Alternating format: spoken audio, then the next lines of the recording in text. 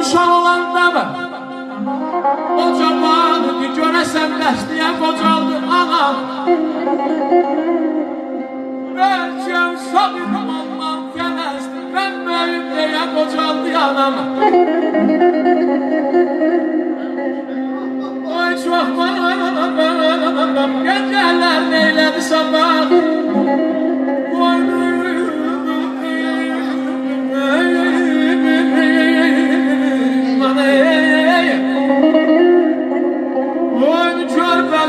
Nəzisli soğan mənim üçün qanlaşdı hər bir əzaba.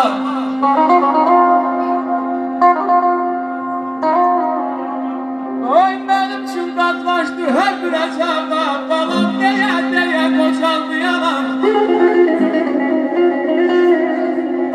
Yaxınam, uzağam, axı nə fərqi. Ey mən düşünər tək mənə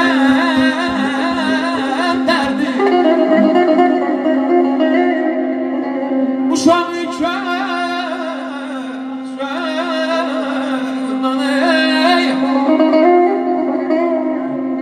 uşaq ikən saçlarından öpərdi yətim duya qocaldı anam.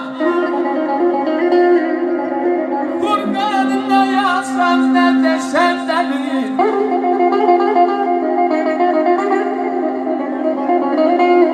Oy qurqanında yazsan nə desən də bilir. Onun bir anın zəhməti deyil, bana bir bağban deyil.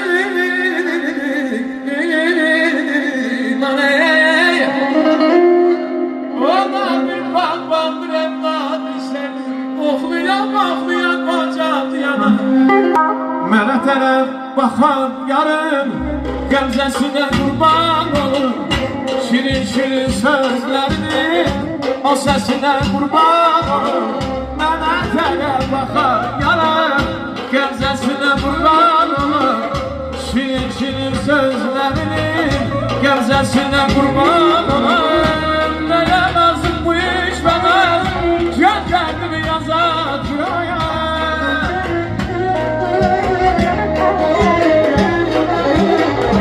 Nəyə lazım bu iş mənə, gəldimi yazar küraya.